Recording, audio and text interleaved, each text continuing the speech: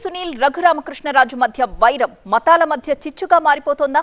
వారి మధ్య మాటల యుద్ధం ఏంటో ఒకసారి చూద్దాం. నువ్వు దళిత క్రిస్టియన్ అయితే నీకు ఉద్యోగానికి ఎలిజిబిలిటీ లేదు. అప్పుడు రాసిన దాని ప్రకారమే నువ్వు దొంగతనానికి ఉద్యోగం తెచ్చుకుని రాంగ్ సర్టిఫికేట్తో తిరుగుతున్నాడు. ఆయన 100 చూపిస్తాడు, నా ఫేక్ టీసీ కూడా మరి ఆయన చూపించాడు, అది ఫేక్ అని తేలింది.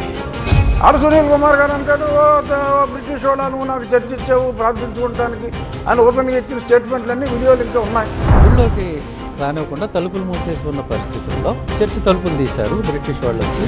సో దళితులందరూ కూడా అటు వెళ్ళారు అనేది నేను చెప్తాను. నీ కొంపలో ఒక మైకి తీసుకొచ్చి అదే పనిగా గుద్దితే సహనం మనకు ఉండాలా? క్రిస్టియన్స్ అనేవాళ్ళు ఎప్పుడైనా రోడ్డు ఎక్కి ర్యాలీ చేయడం మీరు చూశారు? మరి కొడితే కొట్టించుకోనము, తింటే తిట్టించుకోనము అని చెప్తున్నారు. కాకివీడులో గొంతెలమ్మ అనేది ఏ దళితులైతే గంపగుత్తగా వైసీపీకి ఓట్లేస్తారో వాళ్ళదే. ఆ చెత్త వెధవులు కొద్దిమంది రాకుండా ఉంటే మా ఊరు ప్రశాంతంగా ఉంటుంది, మా జిల్లా ప్రశాంతంగా ఉంటుంది. పచ్చగడ్డి బాగానే ఉంది కదండి 2 జిల్లాల్లో. అప్పుడప్పుడు అండి రోజు పచ్చగానే ఉంటుంది కదా. ఇదే పివి సునీల్ కుమార్ ప్రమోషన్ కోసం కక్కుర్తిపడి నన్ను చంపే ప్రయత్నంలో అతను భాగమయ్యాడని పనికిమాలిన ఆరోపణలు తప్పితే సబ్స్టాన్స్ ఉంటే ఈ పాటికే యాక్షన్ తీసుకునేవాళ్ళు కదా అంటాను.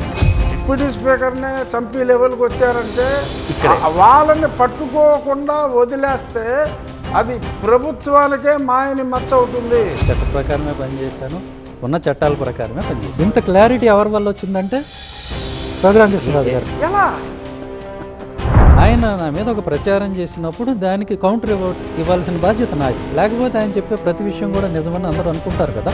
వారికి అర్థం ఒకటి అలాగంటే ఆయన ఆరోపణలు ఎన్నైనా చేస్తారు, పిడిగుద్దులు అంటాడు, అది అంటాడు, ఇది అంటాడు. నన్ను దారుణంగా హింసించిన సునీల్ కుమార్ అంటే నా కోపం పగలేదు. 1,000,000 మంది దళితులకి ఒక రాజుగారికి మధ్యనే